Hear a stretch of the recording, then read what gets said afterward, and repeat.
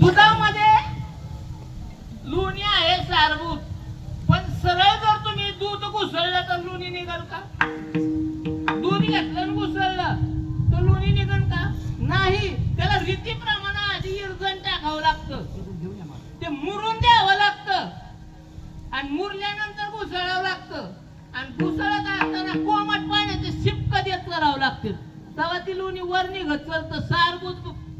मग तसं साधूनं सांगितलेल्या नामाचं चिंतन करावं लागतं, साधनेवर आरूढ राहावं लागतं, तेव्हा अनुभव येतात आणि ते अनुभव तुकोरावांना सुद्धा आले, साधू संतांना आले. मग आपल्याला यायला नको का? परमार्थ साधू संतांनी केला तसा करावा का आपल्या मनाने करावा?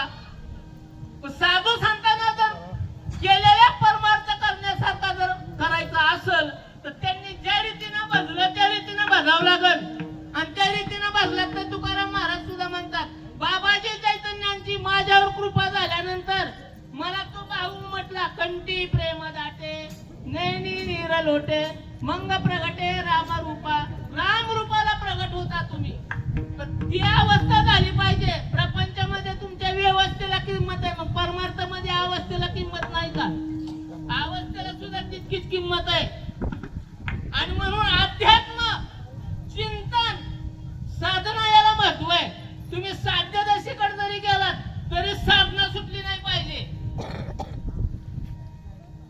तेव्हा शेवटचा क्षण गोड होतो, असा होत नाही. आणि म्हणून जनाबाई वाचे नाम विठ्ठलाचे त्याने सार्थक होते, वाचे नाम विठ्ठलाचे वाचे नाम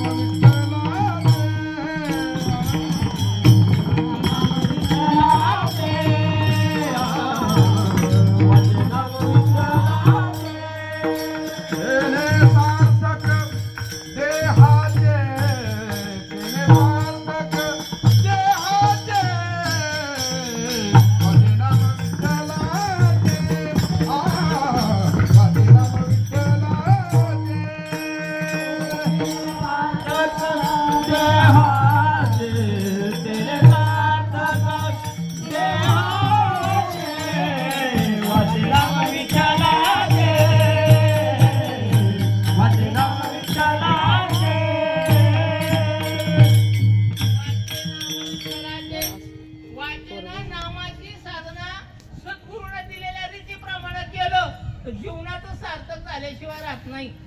पण त्या रीतीप्रमाणे केलं पाहिजे आणि त्याच्यात खंडन ना पडलं पाहिजे.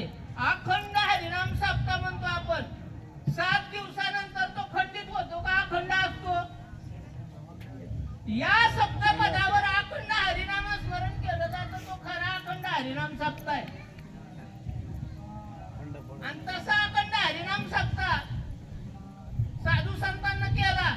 फुटकाची ना त्याला 2 तारा, त्या पंढरीशी घाल यरदारा. या पंढरीला यरदारा घालण्याची रीत सांगून दिली साधू संतांना, त्या रीतीप्रमाणे भजला तर अनुभव येईल. आणि तसा अनुभव आला की जीवनाचं सार्थक व्हायला काही वेळ लागत नाही. मग या नामात